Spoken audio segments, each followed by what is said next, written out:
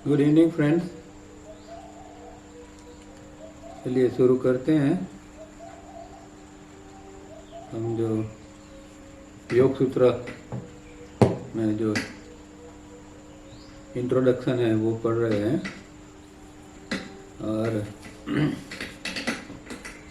Last time हमने ये एक बात की थी कि कोई समर्थ गुरु होता है तो साधक को अपने होनेपन का या अपना जो अंदर का तत्व है उसका अनुभव करा सकता है। तो इस पर किसी ने पूछा था कि क्या गुरु कोई समर्थ गुरु हमें आत्मा का अनुभव करा सकता है क्या। तो ऐसा एक एग्जांपल हमने इसमें देखा है स्पिरिचुअल इसमें कि रामकृष्ण परमहंस और स्वामी विवेकानंद का, जब स्वामी विवेकानंद नरेंद्र थे और उसको भगवान का दर्शन की बहुत प्यास थी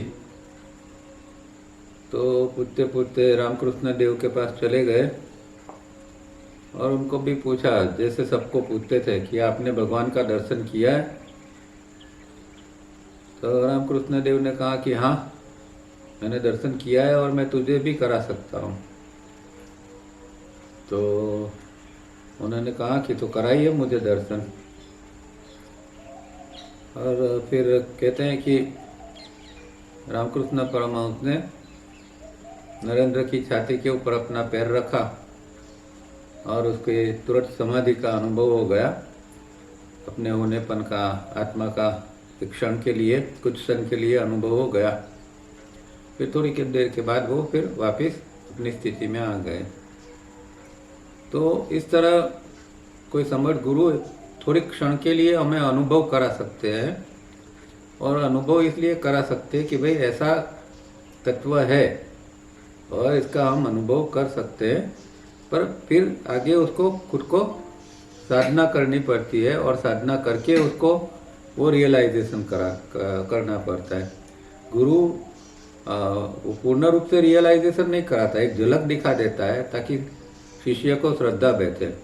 और वो भी विवेकानंद जैसे जो इतने तैयार थे, कितने जन्मों से कुछ काम कर रहे होंगे अपने ऊपर और ऐसे इतने तैयार थे, तो रामकृष्ण ने बाकी किसी को इसका ऐसा अनुभव नहीं कराया, सिर्फ इसको ही कराया क्योंकि वो इतने तैयार थे। तो जब साधक कुछ तैयार होता है तो गुरु फिर उसको इस तरह कुछ अनुभव करा सकते हैं।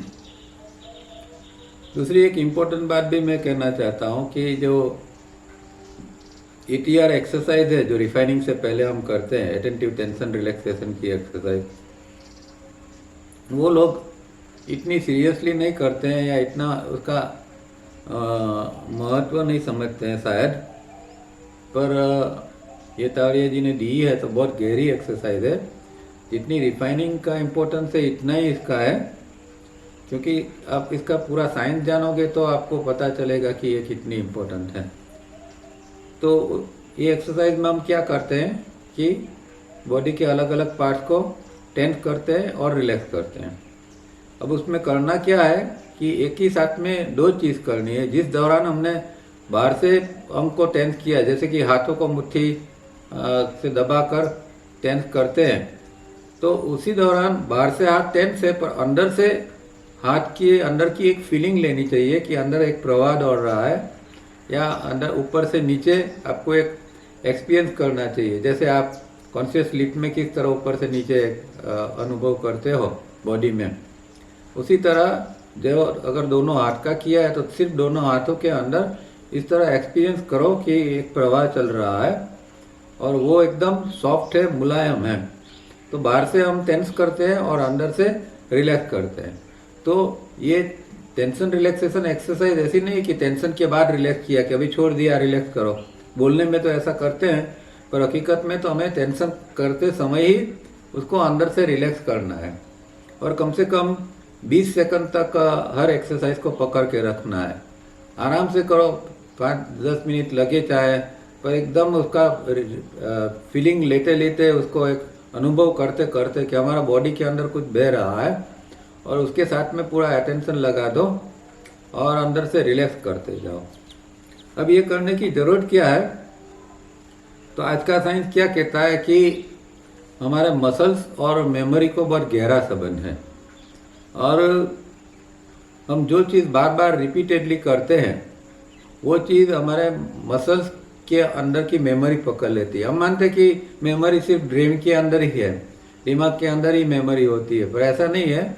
मसल्स के जो सेल्स है उसके अंदर भी मेमोरी होती है, और जो चीज़ हम, चाहे वो गलत हो या सही हो, जो चीज़ बार बार रिपीट करते रहते हैं वो बॉडी के पार्ट्स के अंदर, वो उसके सेल्स के अंदर वो मेमोरी बन के रह जाते हैं।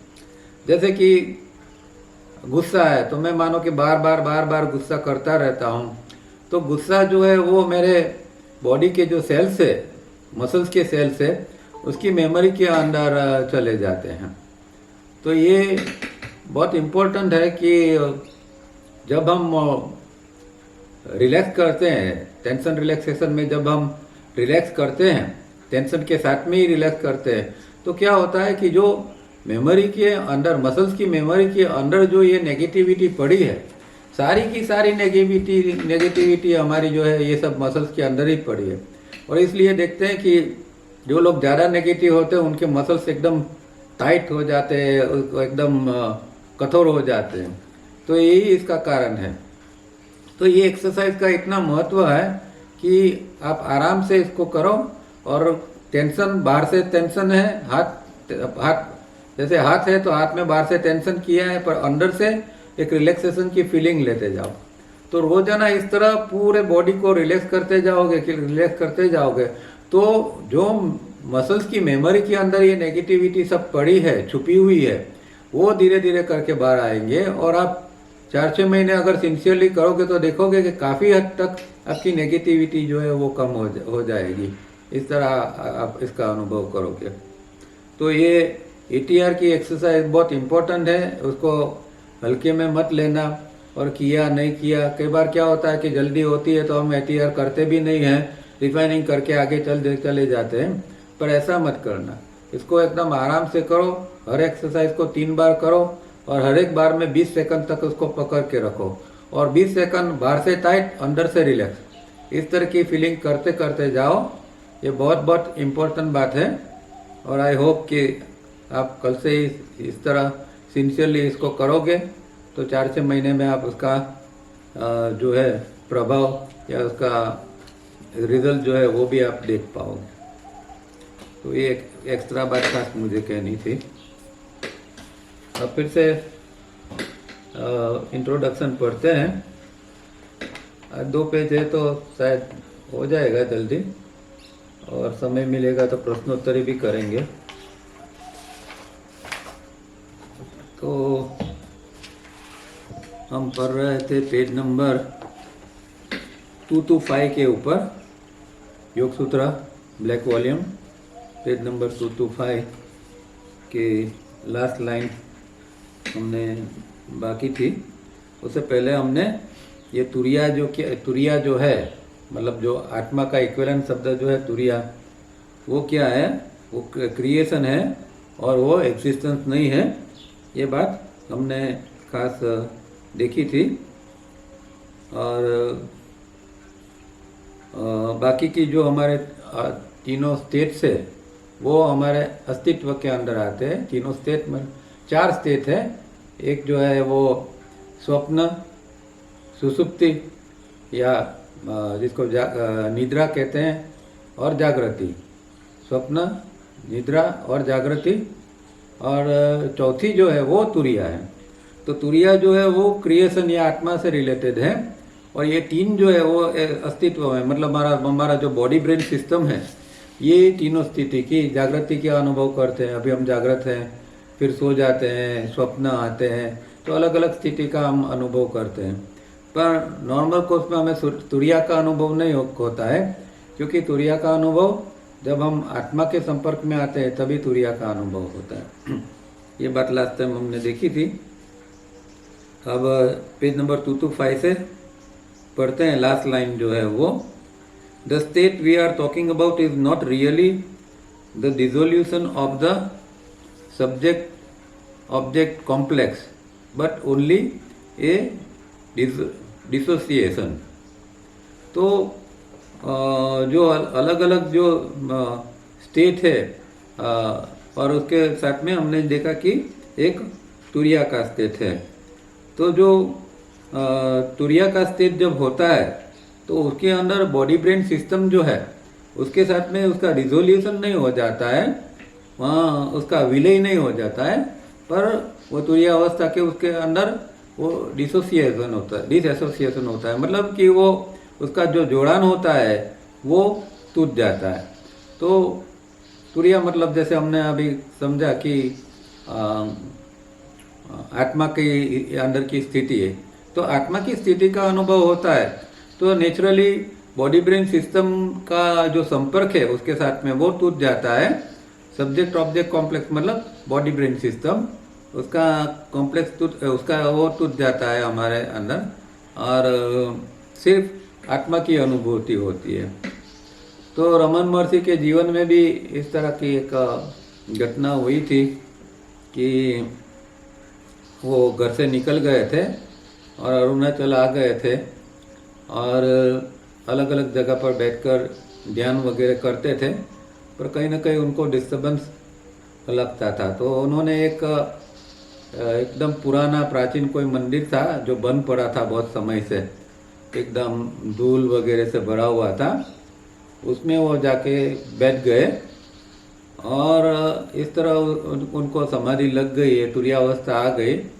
तो करीब करीब 2 दिन तक ऐसी स्थिति में बैठे रहे और इतनी गहराई में वो चले गए थे कि उनको बॉडी ब्रेन सिस्टम का के साथ एकदम डिसएसोसिएशन हो गया था। तो वहाँ तो वो तो पुराना मकान था, उसके अंदर सब जीव जंतु वगैरह थे, तो कई जीव जंतु वगैरह ने उनके शरीर को काट लिया था। उसके बावजूद भी उनकी जो तंद्रा अवस्था थी वो टूटी नहीं थी। फिर उनके जो परिचित थे वो लोग उनको ढूंढते ढूंढते आए कि भाई कहाँ गया ये लड़का, 2 दिन से दिखाई नहीं देता है। तब जाके देखा उन्होंने तो वो इस तरह समाधि के अंदर थे और उनके बॉडी में से खून निकल रहा था इस तरह। तो फिर उनको बाहर निकाला।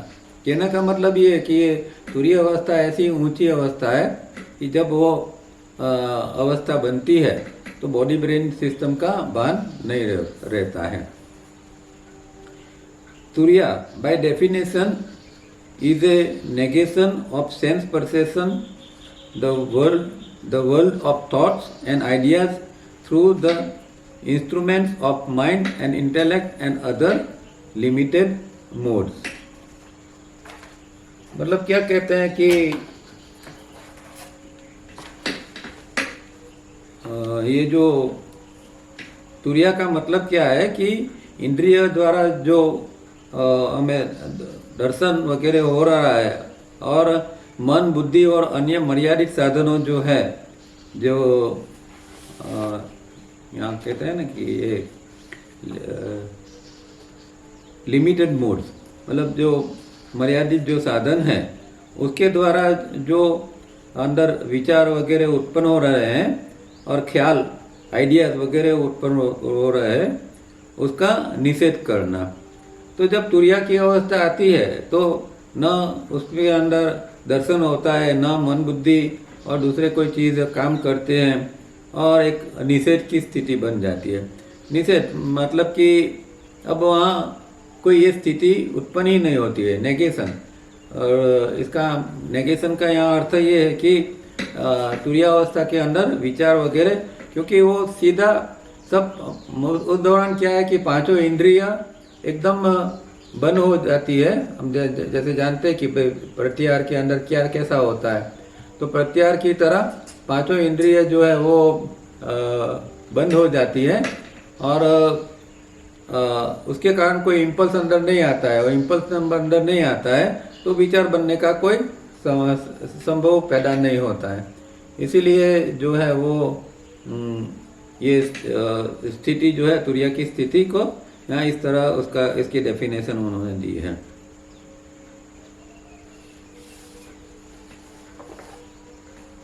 all other states alternate and pass away, but Turiya ever remains constant. It is changeless amidst change. It remains always unaffected by and untouched to this world play. तो दूसरी जो तीन अवस्था हमने पहले देखी वो ऑल्टरनेट उसका रहता है, वो आती है जाती है, उसका दूसरा एक के बाद एक आती जाती रहती है। पर तुरीय अवस्था है जो है वो हमेशा एक कॉन्स्टेंटली एक ही स्थिति में रहती है। मतलब कि आत्मा का अनुभव जो है या आत्मा की अंदर की स्थिति है वो तो कांस्टेंट है। अभी हमारे अंदर भी आत्मा है और उसकी स्थिति है अंदर, और वो स्थिति कांस्टेंट है। और दूसरी स्थिति जो है वो जागृति सुसुप्ति निद्रा वगैरह आती जाती रहती है। तो ये ऐसा है कि एक चेंज के अंदर चेंजलेस स्थिति है, मतलब कि परिवर्तन के अंदर अपरिवर्तन की स्थिति एक बनी रहती है और उसको कुछ उसको असर नहीं करता है, न कोई उसको टच कर सकता है। इस तरह का एक वर्ल्ड प्ले है, मतलब कि एक प्रकार का एक गेम ये अंदर चल रही है जिसके अंदर ये स्थिति आती जाती रहती है, पर अंदर की आत्म तत्व की स्थिति जो है वो एक बनी रहती है। वो चेंजलेस चेंज की स्थिति के अंदर एक चेंजलेस स्थिति आत्मा के अंदर बनी रहती है। स्क्रिप्चर्स से man is spirit within matter, but this is not Advaita. अब अद्वैत का प्रिंसिपल तो हम जानते हैं कि उसके अंदर तो सारी चीज़ों का इनकार कर दिया है, सिर्फ और सिर्फ आत्म तत्व या जिसको हम परम सत्यम कहें या जिसको हम क्रिएशन कहें, बस इसका ही स्वीकार है। उसके अंदर जो मनुष्य के अंदर जो आत्म तत्व है उसको स्वीकारा नहीं गया है। ऐसा नहीं कि मनुष्य का शरीर है उसके अंदर आत्मा है, इस तरह अद्वैत नहीं कहता है। अद्वैत तो सिर्फ यही कहता है कि हर जगह का ब्रह्म ही है, परम सत्यम या ब्रह्म कहे तो ब्रह्म ही है, ब्रह्म के अलावा कोई जगह पर कुछ नहीं है। इसलिए उसका जो महासूत्र है ना, सर्व खलुमिदं ब्रह्म, कि हर जगह पर ब्रह्म ही ब्रह्म है। हम जो देखते हैं वो सब कुछ जो है वो सिर्फ और सिर्फ ब्रह्म है। In existence we can not talk about being accused of duality. Scriptures talk about the 5 sheaths, annamaya, pranamaya, मनोमय, विज्ञानमय एंड आनंदमय, but this is not Advaita. Scriptures talk about organs of perception, organs of action, mind, intellect and ego, but all that is also not Advaita. तो अद्वैत के अंदर कोई भी चीज़ को स्वीकार नहीं किया गया है। जो हमारे अंदर जो 5 कोश है, अन्नमय कोश, प्राणमय कोश, मनोमय कोश, विज्ञानमय कोश और आनंदमय कोश, तो ये जो कोश के पूरा एक शास्त्र है या हमारा जो बॉडी ब्रेन सिस्टम बना है पूरा, ये 5 कोशों से बना हुआ है। तो उसकी बात शास्त्रों के अंदर आती है, पर वो भी अद्वैत के अंदर ये बात एक्सेप्ट नहीं की जाती है। और ना कि जो ड्यूअलिटी का जो कंसेप्ट है, मतलब कि मैं और तू का जो कंसेप्ट हमारे एग्जिस्टेंस के अंदर है, उसको भी स्वीकारा नहीं जाता है अद्वैत के अंदर। और जो शास्त्र जो बात करते हैं ऑर्गन ऑफ परसेप्शन, मतलब जो हम दिखाई देता है हम, और या फिर ऑर्गन ऑफ एक्शन, मतलब जो ज्ञानेंद्रिय है, कर्मेंद्रिय है वगैरह है, मन है, इंटेलेक्ट माने बुद्धि है, अहम है, ये सब कुछ जो है वो अद्वैत इन चीज़ों को स्वीकार नहीं करता। अद्वैत कहता है ऐसा कुछ है ही नहीं, ये तो आपकी भ्रमना है कि ये ज्ञानेंद्रिय है, ये कर्मेंद्रिय है, ऐसा कुछ नहीं है, बुद्धि अहम कुछ नहीं है, सिर्फ और सिर्फ ब्रह्म है। ये अद्वैत वेदांत का मानना है। Knowledge is suppose to be non dual, yet perceptual knowledge functions within the dualistic sphere of subject-object relationship. तो जो ज्ञान है वो ज्ञान अद्वैत हो ऐसा माना जाता है, परंतु वो बुद्धिगम्य ज्ञान यानी कि इंद्रियों द्वारा जो जो ज्ञान हमारा विषय वस्तु के संबंध के द्वैत के क्षेत्र में कार्य करता है, मतलब कि हमारी इंद्रिय जब विषय वस्तु के संबंध में आती है, जैसे कि आँख है और आँख से हम बाहर देखते हैं, तो आँख इंद्रिय है और विषय वस्तु बाहर का कोई ऑब्जेक्ट है, कुछ देखते हैं, तो उसके संबंध में आती है, दोनों का संबंध होता है, तब हमें ज्ञात होता है। और ये चीज़ जो है वो ज्ञात का क्षेत्र के अंदर होता है। उस समय हमें जो ज्ञान होता है, और ये ज्ञान ज्ञात के क्षेत्र के अंदर होता है। तो ये जो है वो अस्तित्व की फिर से बात हो गई कि इस तरह हमें जो दिखाई देता है वो जो है वो दोनों का संबंध वो अस्तित्व के अंदर है, क्योंकि वहाँ इंद्रिय काम कर रही है। Mind object contact is necessary for knowledge to arise.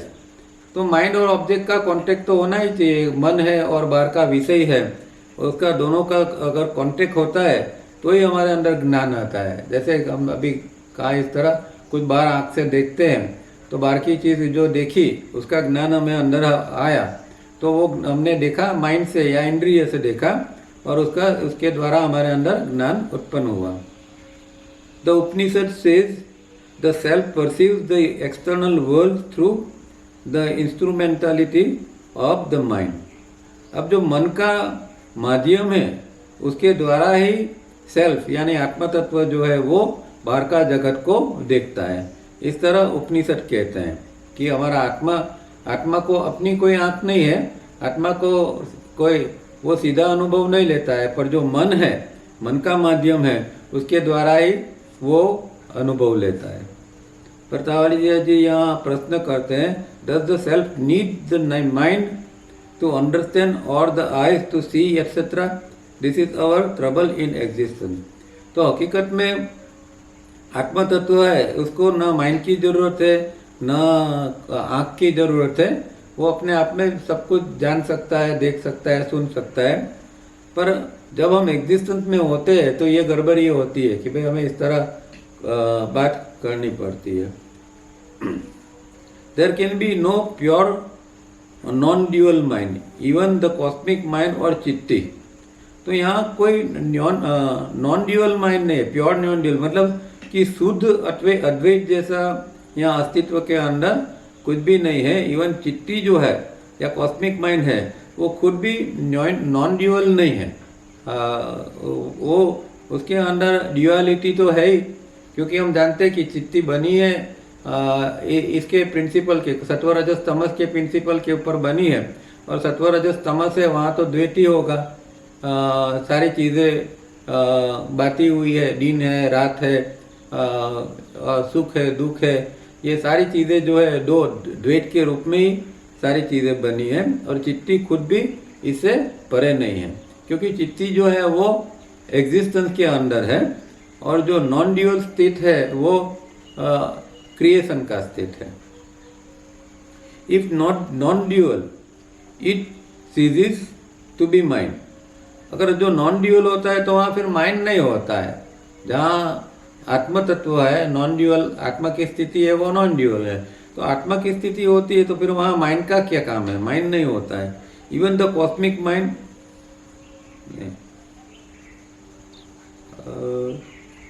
cease to be mind. Mind and Maya are not two separate objects. No other magician called Maya is there to beguile other mind. तो mind और माया जो है वो कोई दो अलग चीज़ नहीं है। हम जिसको मन कहते हैं वही माया है। इसीलिए तो हम जो माया का जो अनुभव करते हैं हमारे अंदर, तो वो माया का अनुभव जो है वो मन से ही होता है। तो जो कहते हैं कि भाई ये व्यक्ति माया के अंदर आ गए, या हमारे अंदर माया का या कहे कि संसार का प्रभाव हमारे ऊपर है, तो संसार एक माया है। पर माया या संसार का वो क्या है? अल्टीमेटली तो मन है। मन के अंदर ही ये सारी चीज़ें उत्पन्न होती है। मुझे एक कोई चीज़ का आकर्षण हुआ, एक चीज़ मुझे भाग गई, एक अच्छी गाड़ी मुझे चाहिए, तो ये माया का समझो, ये माया का एक क्रिएटिव प्रेशर मेरे ऊपर आया। पर ये आएगा कहाँ से? मन से आएगा। तो मन के अंदर ही ये माया रहती है और काम करती है। इस तरह माइंड और माया दो अलग चीज़ नहीं है। और ये जो जादूगर जैसी चीज़ है वो माया ही है, और वो मन को जो है वो उसके साथ में वो रहकर काम करती है, रहती है। और वो ब्यूगियल द माइंड, मतलब कि वो मन को थकती रहती है। अपने कहे छेतर वो जैसे कहे ना, तो वो माइंड को भी थकती रहती है। तो माया ऐसी है कि माइंड के अंदर घुस जाती है और माया को इस तरह थक लेती है, और माया मन से उस तरह का काम करा लेती है। तो मन और माया दो अलग चीज़ नहीं है, पर फिर भी वो माया और मन इस तरह काम करते हैं। माया मन से काम करवा लेता है इस तरह, क्योंकि माया जो है वो क्रिएटिव प्रेशर है, और वो आता है बाहर से। मन जो होता है वो हमारे अंदर से है। Mind is the only magician that makes us perceive what is not real and believe it as real. तो ये माइंड का एक ऐसा वो एक हमारा माइंड ऐसा जादूगर जैसा है कि जो हकीकत में सत्य नहीं है उसको सत्य बताते हैं। अब अद्वैत के हिसाब से तो ये दुनिया या ये जो सारा एग्जिस्टेंस है वो सत्य है ही नहीं, रियल है ही नहीं। फिर भी हमें रियल लगता है, क्योंकि मन है, मन के द्वारा या माया के द्वारा हमें ये पूरी जो दुनिया है, पूरी सृष्टि है, वो सारी चीज़ें हमें रियल लगती है, पर हकीकत में वो रियल होती नहीं है। The shastras use the word unborn mind और no mind. No such thing exist, only cosmic mind in its myriad moods exist, moving, oscillating, vibrating and misguiding us. तो इस तरह का कोई नो माइंड की स्थिति, या जिसको अनबॉर्न माइंड की, जो कोई मन जैसा है ही नहीं, मन जन्मा हुआ ही नहीं है, अथवा नो माइंड की स्थिति, इस तरह शास्त्र कहते हैं, बात करते हैं। पर ऐसा कुछ होता नहीं है। जो है वो सिर्फ कॉस्मिक माइंड ही है, और कॉस्मिक माइंड के अनेक प्रकार के, असंख्य प्रकार के लक्षण है, और वो कॉस्मिक माइंड मूव करती है, ऑसिलेट करती है, वाइब्रेट करती है, और हमें मिसगाइड भी करती रहती है। तो इस तरह जो कुछ है वो जिसको हम इंडिविजुअल माइंड कहते हैं, तो इंडिविजुअल माइंड है ही नहीं, सिर्फ कॉस्मिक माइंड है, और कॉस्मिक माइंड के अलग अलग लक्षण इस तरह दिखाई देते हैं। The truth of non duality will always remain beyond intellectual comprehension, for intellectual comprehension is mind and mind is dual and many facets. तो जो नॉन ड्यूअलिटी मतलब अद्वैत का जो सत्य है वो बुद्धि की समझ है उससे पर है। बुद्धि तो एक बहुत छोटी चीज़ है। एक हमारे अंदर जो बौद्धिक समझ है वो कभी भी नॉन ड्यूअलिटी का जो सत्य है उसको समझ नहीं सकता है। वो तो एक ड्यूअलिटी की स्थिति को ही, रात दिन या सुख दुख वगैरह की स्थिति को ही समझता है। वो उसके परे की स्थिति को ये समझ नहीं सकता है हमारे इंटेलेक्चुअल कॉम्प्रिहेंशन।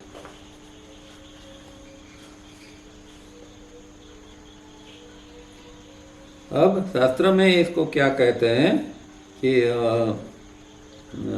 स्थिति को the scriptures say when the individual has direct intuitive apprehension of Atma, he transcends the limit of empirical knowledge. अब यहाँ एक दूसरी स्थिति की बात करते हैं कि जहाँ हमें आत्मा का अनुभव होता है, आत्मा की समझ जो हमारे अंदर आती है, वो एक अंदर की एक डायरेक्ट इंट्यूटिव की स्थिति बनती है, उस दौरान आती है। तो हमने देखा था कि भाई ये अपने जो डायग्राम है उसके मुताबिक जब साधक की या योगी की 3B और 3C की स्थिति बनती है तो वो इंट्यूटिव स्थिति बनती है, क्योंकि वहाँ इनकमिंग इम्पल्स आना बंद हो जाता है, माइंड का होना वहाँ बंद हो जाता है, और सिर्फ जो स्थिति है उसके अंदर वो इंट्यूटिव स्थिति के अंदर आत्मा की जो समझ है, वो आत्मा का अनुभव जो है वो उसको उसके समझ में आता है, उसका अनुभव होता है। और इसलिए वो जो है वो उसका वहाँ एम्पिरिकल नॉलेज, मतलब कि जो वो अनुभवजन्य ज्ञान है वो वहाँ अगर वो ट्रांसेंडेंट हो जाता है, उसका अतिक्रमण हो जाता है। मतलब कि वो इस तरह का वहाँ ज्ञान की भी जरूरत नहीं है, या वहाँ इसका इंद्रियजन्य ज्ञान या अनुभव वहाँ कुछ होता ही नहीं है, क्योंकि जब आत्मा का सीधा दर्शन होता है स्थिति के अंदर, वो इंट्यूटिव स्थिति के अंदर, तब ये फिर इंद्रिय इम्पल्स कुछ नहीं होता है और इसकी कोई जरूरत भी वहाँ नहीं होती है। Mind is maya, cosmic mind is cosmic maya. So to experience even for a fraction of a moment the reality Atman Satyam, that I and reality Atman Satyam are one during life and waking, setting aside mind is the supreme moment। तो मन और माया जो है वो एक ही है, mind is maya, cosmic mind is cosmic maya. तो मन जो है वो हमारे मन के अंदर जो माया आती है वो हमारी इंडिविजुअल माया है और इंडिविजुअल माइंड है, और इसी तरह कॉस्मिक माइंड भी है और कॉस्मिक माया भी है। बाहर जो है वो कॉस्मिक माइंड है और उसकी भी अपनी एक माया है। पर जो एक आत्मा का अनुभव, और किस तरह का कि भाई आत्मा रियलिटी सत्यम जो कहे, और मैं और आत्मा ये दोनों एक ही है, मतलब कि आत्मा तत्व के रूप में जो मैं हूँ वो, और सत्यम माया, सत्यम रियलिटी आत्मा जो कहे, वो सब दोनों एक ही है। वो अगर इस जिंदगी के अंदर हमें अनुभव होता है, इस जागृति की स्थिति में अनुभव होता है, तो हमारा मन जो है उस समय वो बाजुए हट जाता है। उस समय मन का अस्तित्व वहाँ होता नहीं है, उसको बाजुए पर रख देना पड़ता है इस मोमेंट के अंदर। और वो क्षण होती है एक सुप्रीम मोमेंट, एक श्रेष्ठ क्षण होती है। तो उस क्षण के अंदर क्या होता है कि माया का प्रेशर अंदर से हट जाता है, ना कॉस्मिक माया होती है, ना कॉस्मिक ना इंडिविजुअल माया व्यक्ति को परेशान करती है। उस दौरान वो आत्मा की ऐसी स्थिति के अंदर चला जाता है और वो अनुभव करता है कि अरे मैं जो कहता हूँ तो वो ये मैं और आत्मा एक ही है, और मैं और आत्मा एक है, मतलब कि मैं ही आत्मा हूँ, तो मैं सत्यम भी हूँ, मैं रियलिटी भी हूँ। इस तरह का कुछ अनुभव अगर योगी को होता है तो वो जिंदगी की सबसे श्रेष्ठ पल है, इस तरह हम कह सकते हैं। One is then never the same person again. तो जैसे ये अनुभव होगा, एक बार आत्मा का अंदर अनुभव हो गया, चाहे वो क्षण भर के लिए हो, तो फिर वो व्यक्ति वो रह नहीं सकती। वो जो उसके संस्कार है वो अब पिघलने लगेंगे। अब वो व्यक्ति नहीं रहेगी, वो एक अलग व्यक्ति, एक अलग स्पीसीज की व्यक्ति है, इस तरह की वो बन जाएगी। वन हैज बीन तुरिया, not one has experience the state of तुरिया। फिर वो व्यक्ति ही तुरिया बन जाती है। ऐसा नहीं कि वो एक कोई स्टेट है, एक स्थिति है, और कोई इसका अनुभव किया और तुरिया का अनुभव किया, और बाद में फिर तुरिया से बाहर निकलकर अभी फिर वो स्वप्न जागृति का अनुभव करते हैं। ऐसा नहीं, एक बार तुरिया का अंदर अनुभव हो गया तो वो फिक्स हो जाता है अनुभव, और फिर चाहे शरीर की स्थिति चाहे कुछ भी बदलती रहे, पर वो तुरिया की स्थिति अंदर वो बन जाती है, और वो स्थिति मैं हूँ वही एक अनुभव होता है। ऐसा नहीं कि एक्सपीरियंस किया तुरिया का और फिर एक्सपीरियंस से बाहर निकल गए, ऐसा नहीं होता है उस दौरान। If senses and mind are used, then only this world and this universe are seen and experienced, and life is lived accordingly, for there is no other way। तो हम पढ़ रहे थे, if senses and mind are used, then only this world and this universe are seen and experienced, and life is lived accordingly, for there is no other way। तो जब हम इस दुनिया के अंदर, इस जगत के अंदर मन और इंद्रियों का अनुभव करते हैं, तो फिर ये जो जगत है उसका इस तरह जो अनुभव होता है, और हम लाइफ इसी तरह की फिर हम जीते, क्योंकि दूसरा कोई हमारे पास कोई चारा नहीं है। हमने जो दिया गया है हमारे अंदर, जो भगवान ने दिया है मन बुद्धि वगैरह, तो मन बुद्धि वगैरह जो है उसका ही हम उपयोग करते हैं और इस जगत में जीते हैं। तो दूसरा दूसरा कोई अनुभव करने का हमारे पास कोई जरिया नहीं है और दूसरा कोई मार्ग भी नहीं है। How to dealing the senses and the mind and yet not be unconscious. अब ये साधना का पॉइंट है। एक साधना की स्थिति ऐसी बननी चाहिए कि जिसके अंदर ये मन और ये जो इंद्रिय है उसका संपर्क टूट जाता है, वो डीलिंक हो जाते हैं और उसके दौरान भी वो फिर अनकॉन्शियस साधक नहीं होना चाहिए। तो ये हम जानते हैं, जब हमने प्रत्याहार का चैप्टर पढ़ा था पर्पस के अंदर, तो ये स्थिति की बात आती थी कि जब प्रत्याहार होता है, मतलब कि सेंस और सेंस ऑर्गन जो है वो दोनों डिटेच हो जाते हैं इसके अंदर। और ये जब होता है सेंस और सेंस ऑर्गन डिटेच होते हैं, या सेंस का है और माइंड का है, वो जब डिटेच हो जाता है, डीलिंक हो जाते हैं, तो जो प्रत्याहार की स्थिति का अनुभव होता है। और वो प्रत्याहार की स्थिति में अनकॉन्शियस व्यक्ति नहीं होता है, वो पूर्ण रूप से जागृत होता है। और फिर वहाँ वो जो है वो दूसरा अनुभव जो है, या फिर एस्ट्रल ट्रैवलिंग या और भी कुछ भी कर सकता है और दूसरा अनुभव वो ले सकता है। तो ये एक अलग स्थिति है। एक स्थिति है जिसमें हम सेंस और माइंड का उपयोग करके जीते हैं नॉर्मल कोर्स में, वो अलग स्थिति है। और ये दूसरी स्थिति ये है कि माइंड और सेंस को डीलिंग कर देना है और फिर जो स्थिति बनती है उसका अनुभव करना है। If it is possible we should be taught, so we turn to Yoga Sutra for guidance. तो ये योग सूत्र में इसका गाइडेंस दिया है कि भाई ये स्थिति किस तरह बने कि सेंसिस और माइंड दोनों को अलग किया जाए, एक स्थिति अंदर की बनाई जाए और उस दौरान पूर्ण रूप से जागृति हो और साधक की साधना भी चालू रहे। With understanding and experience the meaning of a मोक्ष changes. At first, it means freedom from suffering, bondage, and all the negative aspects of life. Later, it means to be authentic and to live a life fully and completely without delusion or restrictions, and that too here and now. And it is not the redemption of an after death state, because there is no death as we normally understand. अब मोक्ष की बात ultimately तो ये जब बात आती है, साधना की बात आती है, तो फिर मोक्ष की बात आती है। तो ये एग्जिस्टेंस है, एग्जिस्टेंस में अगर हम हैं तो फिर यहाँ बंधन भी है, और बंधन है तो फिर मोक्ष की बात भी आएगी, छुटकारा, किस तरह ये बंधन से मुक्त हो सकते हैं। तो ये जो मोक्ष का जो कंसेप्ट है हमारे अंदर, वो जैसे जैसे हम साधना में आगे बढ़ते हैं, हमारी अंडरस्टैंडिंग बढ़ती है, हमारा अनुभव बढ़ता है, ऐसे वैसे ये इसका कंसेप्ट जो है या इसकी अंडरस्टैंडिंग है वो भी हमारी चेंज होती है। पहले नॉर्मल कोर्स में साधक ऐसा मानता है कि भाई जो सफरिंग है, बॉन्डेज है, नेगेटिविटी है, इन चीज़ों से मुक्त होना उसको फ्रीडम माना जाता है।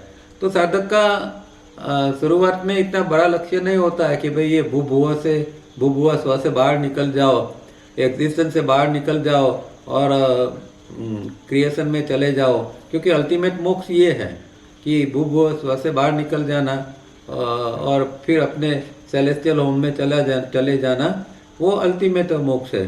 पर साधक का शुरुआत में ऐसा लक्ष्य नहीं होता है।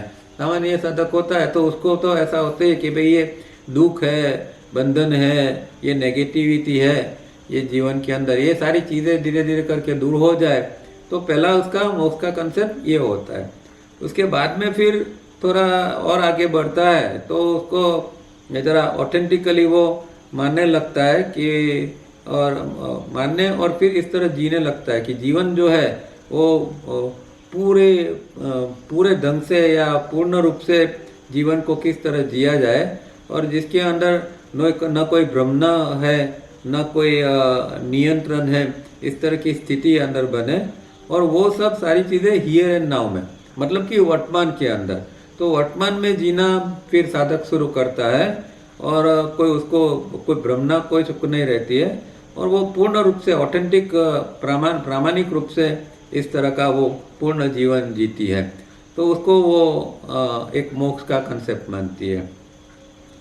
और ये जो एक बात होती है कि भाई मर जाते हैं तो उसके बाद में कई जगह ऐसा भी गुरुओं कहते हैं कि भाई हमें तो मरने के बाद मोक्ष मिलता है। तो मरने के बाद के मोक्ष की तो यहाँ बात ही नहीं है। जो हम जीते जीते जो हम कर रहे हैं वो एक हमारी एक रिडम्पशन की एक स्थिति है, हमें छुटकारा पाने की। तो हम रिडीम करते जाते हैं सारी चीज़ों को, तो वो भी एक मोक्ष का भाग है कि धीरे धीरे धीरे करके सारी चीज़ों से हम मुक्त होते जाते हैं, रिडीम होते जाते हैं। और वो कोई आफ्टर डेथ की स्थिति नहीं है, इसी जन्म के अंदर करना है। क्योंकि हम जिस तरह मृत्यु को मानते हैं इस तरह का मृत्यु कुछ है नहीं। विद दिस ड्यूअलिस्टिक मंत्र जप Radhe Krishna Radhe Shyam repeated constantly with normal 3-step rhythmic breathing 3 SRB for all 24 hours while carrying out the normal day-to-day duties outwardly finally leads one to Advaita Turiya. Do it and experience. तो यहाँ तावड़िया जी एक great promise देते हैं और अद्वैत का या तुरिया तक पहुँचने का एक सबसे आसान रास्ता जो आज तक में किसी ने नहीं बताया हो, इस तरह का एक आसान रास्ता बता देते हैं कि भाई 24 घंटों के लिए 3 स्टेप करते ही जाओ और साथ में उसके अंदर राधे कृष्ण राधे श्याम का अंदर जब भी चालू है, श्वास के साथ में श्वास आता है जाता है, राधे कृष्ण राधे श्याम। और इस तरह 24 घंटे श्वास चलता है, 24 घंटे हमारी जो कोई ड्यूटीज़ है आउटवर्डली, जो हमारे सांसारिक जो हमारे जो कुछ करना है निभाना होता है, वो सारी चीज़ें भी हम करते जाते हैं और 3 स्टेप इस तरह करते जाते हैं। तो फाइनली ये हमें अद्वैत तुरिया तक पहुंचा देता है और उसका हमें अनुभव करना है। Do it and experience.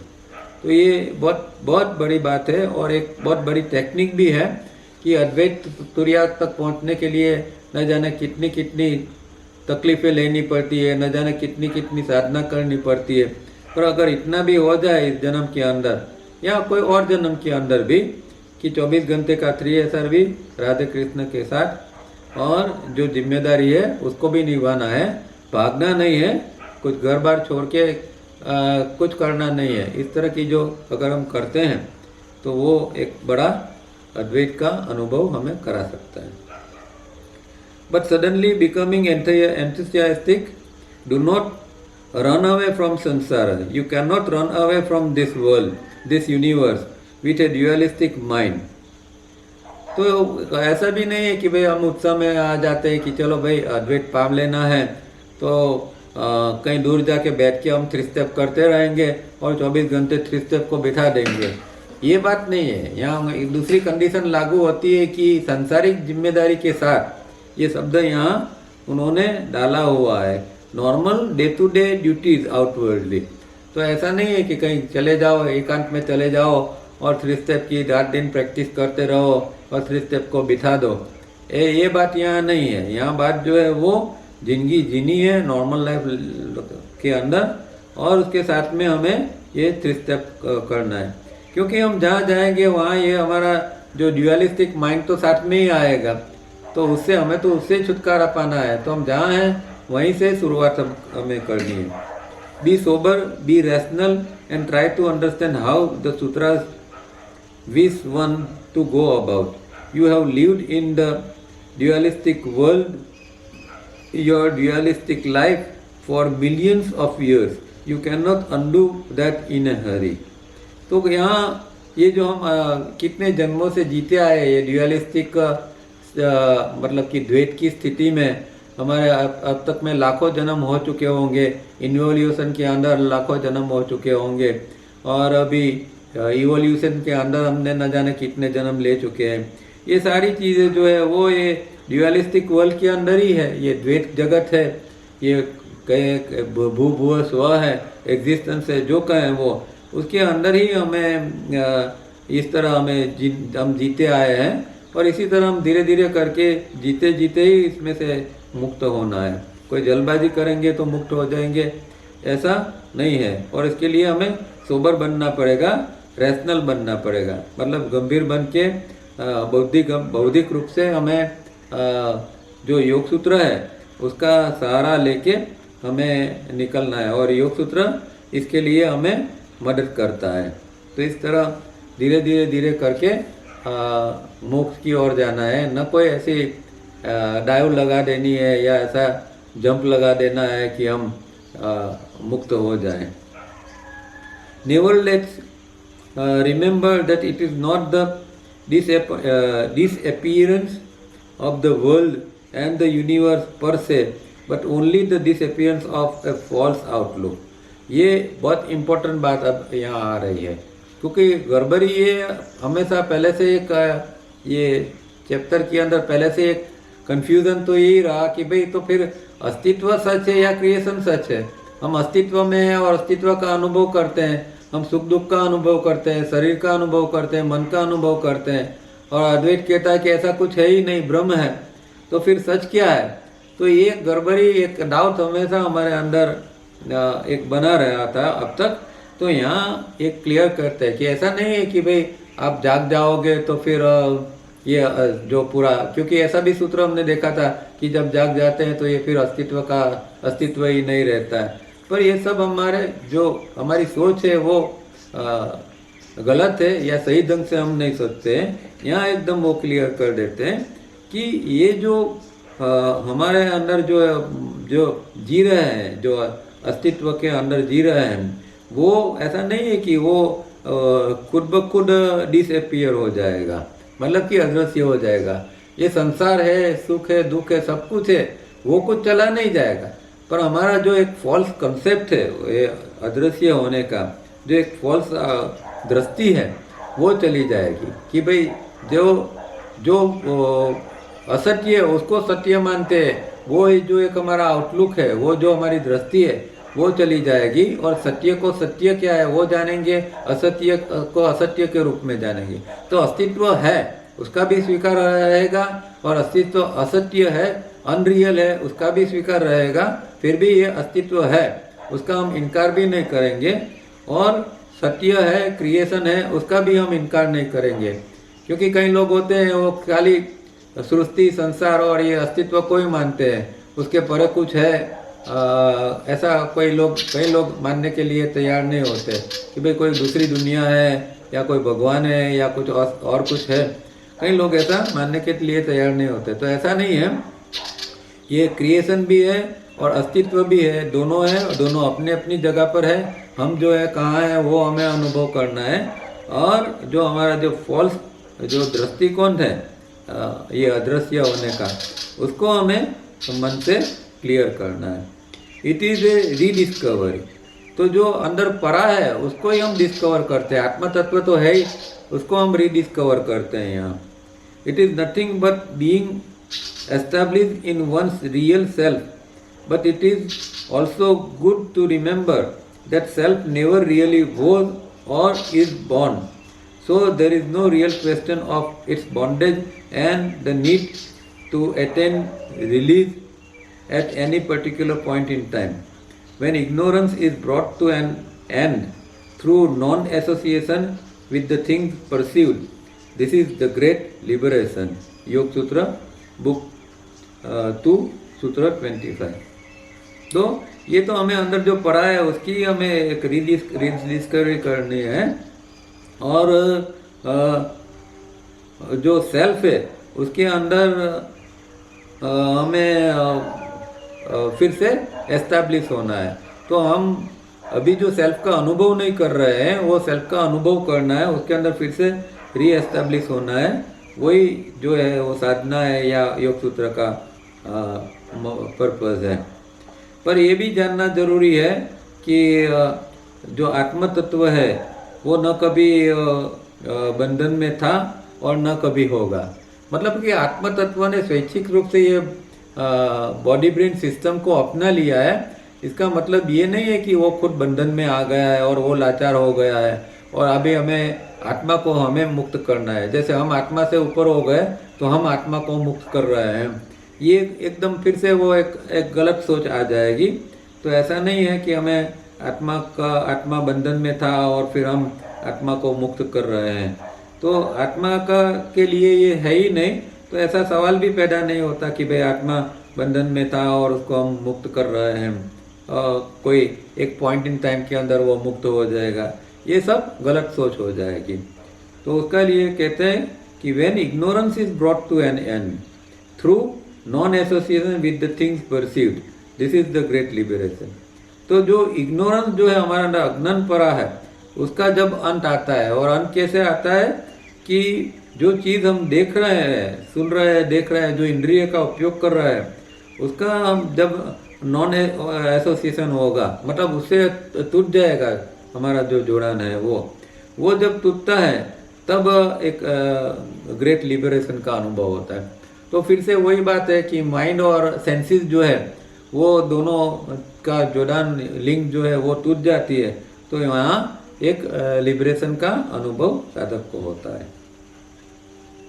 Having accepted a few deserving disciples, said Patanjali, with love and care, started to expound the inner meaning of the sutras and explain the details of the practices. This guru to disciple succession parampara has ever continued, myself having been fortunate to learn at the feet of my transcendental master. Whenever I have remembered, I have put in his name. I may be forgiven for whatever mistakes found or for omissions. तो यहाँ एक homage जैसा तावरिया जी ये पे करते हैं अपने बारे में। और पहले तो कहते हैं कि ये कुछ एक्सेप्टेड डिसाइपल होते हैं जो लायक होते हैं, इससे उसको ही पतंजलि महर्षि स्वीकारते थे और एक प्रेम से एक केयर लेते थे भाव से। और उसके आगे जो योग सूत्र का जो आंतरिक जो गुह्य मीनिंग जो है, उसका जो है स्पष्टीकरण, उसका गुदार्थ जो है वो उसको एक्सप्लेन वो करते थे। और उसकी जो प्रैक्टिसेस क्या है वो पतंजलि खुद बताते थे, और वही उनकी परंपरा थी जिसके अंदर दूसरे गुरु भी इस तरह ही काम करते थे। तो वो परंपरा अब तक वो कंटिन्यूड बनी रही है। और तावरिया जी कहते हैं कि मैं भी ये इतना सदनसीब हूँ कि इस तरह के मेरे जो ट्रांसेंडेंटल मास्टर्स है, जो इंद्रियातीत, अनुभवातीत जिसको कहें, इस तरह के जो मेरे गुरु थे, उनके चरणों में बैठकर मैंने ये सब सीखा है। और जहाँ ये सब बात की है वहाँ मैंने उनका ही नाम रखा है। फिर भी अगर कोई गलती कहीं हो गई है तो वो मेरी गलती है, मेरी जिम्मेदारी है, इस तरह का वो कहते हैं। और अपने गुरु को पूरी सब क्रेडिट किए। ज्ञान जो आता है वो उनका है, मेरा नहीं है, मैं तो एक निमित्त हूँ और ये आप तक पहुँचा रहा हूँ, इस तरह का भाव वो यहाँ व्यक्त करते हैं। तो बहुत सुंदर रूप से यहाँ कंक्लूजन होता है। और ये अद्वैत का भाव क्या है, वो अद्वैत की जो स्थिति, तुर्यावस्था क्या है, यहाँ पूरा उन्होंने ये ज्ञान दिया है। ठीक है, तो यहाँ इंट्रोडक्शन समाप्त होती है। नेक्स्ट टाइम से सूत्र हम देखेंगे। 2-3 मिनट है, किसी को कोई प्रश्न है तो पूछ सकते हैं। Good evening sir. हाँ, गुड इवनिंग। तो नहीं है, हाँ, ये तो बड़ी बात है, बहुत बड़ी बात है। उसमें तो क्या प्रश्न करेंगे, लेकिन तो शेयर जैसा ही है वो, मतलब कि ये तो बहुत, मतलब कि आपसे ये सुनते सुनते हम लोग ही कहीं गुम हो गए जैसा मुझे लगा। अच्छा। लेकिन मतलब कि बहुत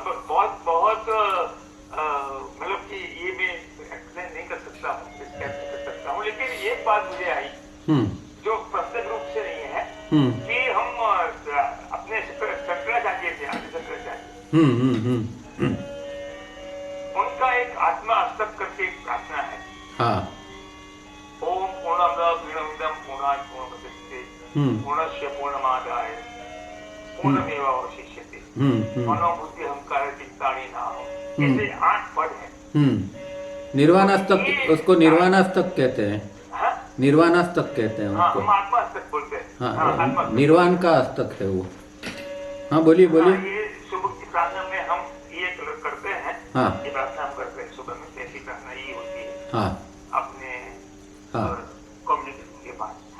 हाँ तो ये मेरा प्रश्न है, या मैं शेयर करूं आपको भी, क्या मैं प्रश्न पूछूं उसके लिए।